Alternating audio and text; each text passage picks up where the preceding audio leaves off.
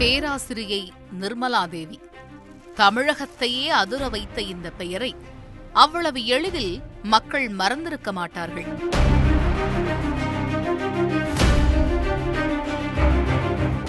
ஆறு ஆண்டுகளுக்கு முன்னர் கல்லூரி மாணவிகளை காம பொம்மையாக்கி பாலியல் ரீதியான பாதைக்கு அழைத்து செல்ல அடிபோட்டவர்தான் இந்த அம்மணி.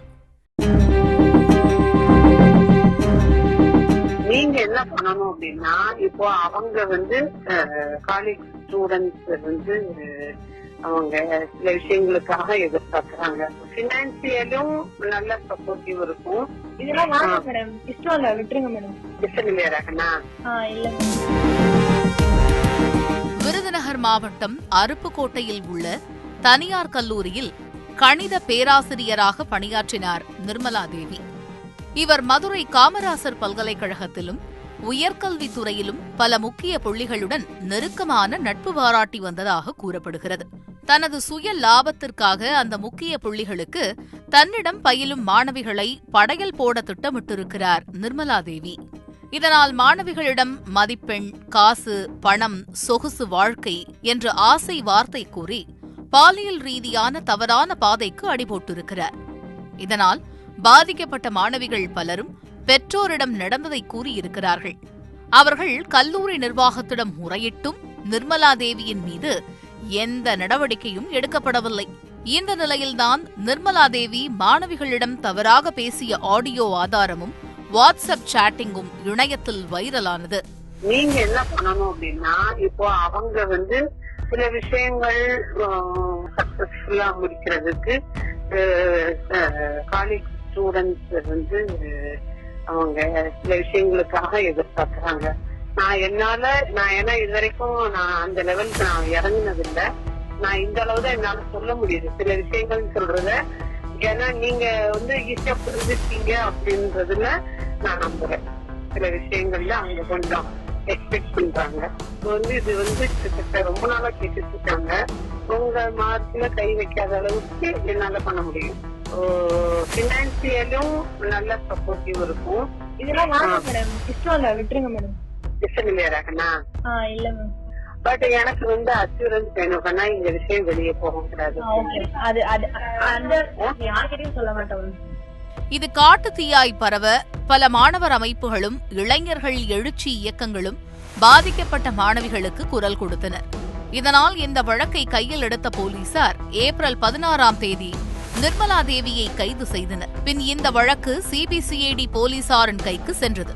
அவர்கள் நிர்மலா தேவியிடம் விசாரணை நடத்தியதில் அந்த ஆடியோவில் பேசியது நான் தான் என அடித்து கூறினார். நான் பேசினதுதான், அது நான் அன்னைக்கு எல்லாருக்குமே ஒத்துக்கிட்டேன். நான் பேசினதுதான். ஆனா மெசேஜ் ஸ்டூடெண்ட்ஸ் எடுக்கிற மாதிரி இல்ல. மேலும் இந்த செயலை பணத்திற்காகவே செய்ததாகவும் உதவி பேராசிரியர் முருகன் மற்றும் ஆராய்ச்சி மாணவர் கருப்பசாமி ஆகியோர் தனக்கு உடந்தையாக இருந்ததாகவும் வாக்குமூலம் அளித்தார் நிர்மலா தேவி. உடனே போலீசார் மூவரையும் கைது செய்து சிறையில் அடைத்தது. பின் இந்த வழக்கில் தொடர்புடைய 100க்கும் மேற்பட்டவர்களிடம் விசாரணை நடத்தப்பட்டது. போலீசார் தரப்பில் இருந்து 1160 பக்கங்களை கொண்ட குற்றப்பத்திரிகையும் சிபிசிஐடி தரப்பில் இருந்து 200 பக்க குற்றப்பத்திரிகையும் நீதிமன்றத்தில் தாக்கல் செய்யப்பட்டது. ஓராண்டுக்கு பின் மூவரும் ஜாமீனில் விடுவிக்கப்பட்டனர். இந்த வழக்கு ஸ்ரீவில்லிபுத்தூர் மாவட்ட மகிழா விரைவு நீதிமன்றத்தில் தொடர்ந்து நடந்து வந்தது.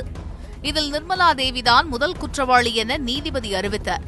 மேலும் குற்றம் சாட்டப்பட்ட உதவி பேராசிரியர் முருகன் மற்றும் மாணவர் கருப்பசாமி ஆகியோர் மீது எந்த ஆதாரங்களும் சாட்சியங்களும் இல்லாததால் இருவரையும் விடுதலை செய்வதாகவும் அறிவித்தார்.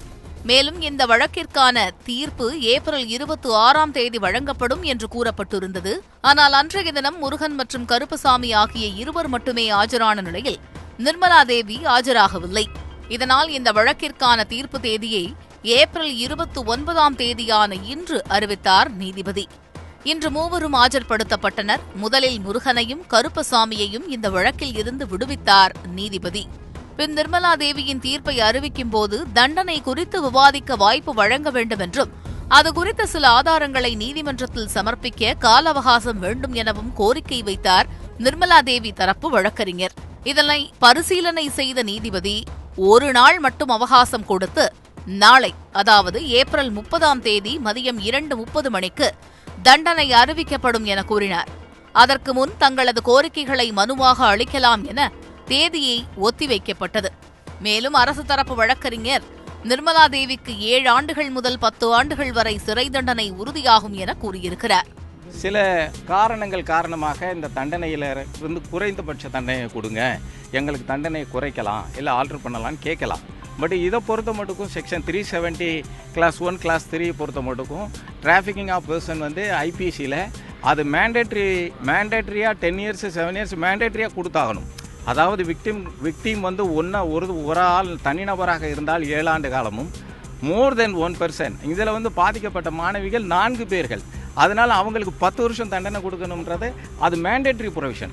அதனால் கோர்ட்டு எந்த அளவுக்கு முடிவு செய்ய போகிறாங்கன்னு, ஏன்னா நீதிமன்றம் எல்லாத்தையும் அவங்க சரி பார்த்து தான் கொடுத்துட்ருக்குறாங்க, செஞ்சிட்ருக்குறாங்க.